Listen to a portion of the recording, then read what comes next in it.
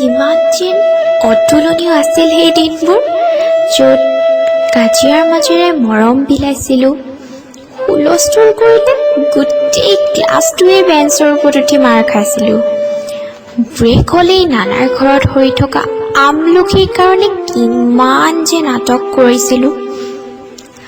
বাছৰ ভিতৰত সোমাই লক এণ্ড কি খেলা, ৰাজুদাৰ গালিত ফুৰাই ক্লাছৰুম পোৱা, প্ৰিন্সিপাল ছাৰৰ লাঠিৰ ভয়ত বাথৰুমত একেলগে সোমোৱা, হিন্দী ক্লাছত ল'ৰাখিনিৰ লগত তৰ্ক, প্ৰত্যেককে এটা এটা নিকনেম দিয়া, আৰু কি যে বদমাছি।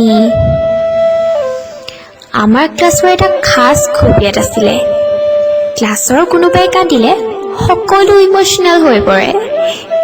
ক্লাছ কৰি সামনি লাগিলে টাইম কিমান আছে বুলি সোধা, ক্লাছৰ পৰা মনে মনে বাহিৰৰ পৰিৱেশত নিজৰ মনটোক মেলি দিয়া, জোনালী নাথ কলিতা মিছৰ ক্লাছত পঢ়াতকৈ বেছি কৌতুক ৰহস্যময়ী কথাবোৰত সোমাই পৰা, নীলাক্ষী মিছৰ ক্লাছত লিখি লিখি হাত বিষালে ভুৰভুৰাই গালি দিয়া আৰু মিছক ৰাজধানী এক্সপ্ৰেছ বুলি মতা, পাদুন মিছৰ অসমীয়া ক্লাছত অংকুৰ আৰু মিছৰ হাঁহিময় কথা শুনা, সূৰ্য ছাৰৰ ভয়ত ক্লাছৰুমত এটাও মাত নোলোৱা, ৰাতিপুৱাই ৰ'দত থিয় হ'ব লগাৰ ভয়ত বাৰান্দাত উঠি প্ৰাৰ্থনা কৰা, টিনা ছাৰৰ ক্লাছত কাটি অনা অংকবোৰকে খহাই সময় নিয়া, আৰু কিমান যে স্মৃতি আছে সেই 12 বছৰৰ যাত্ৰাকালত।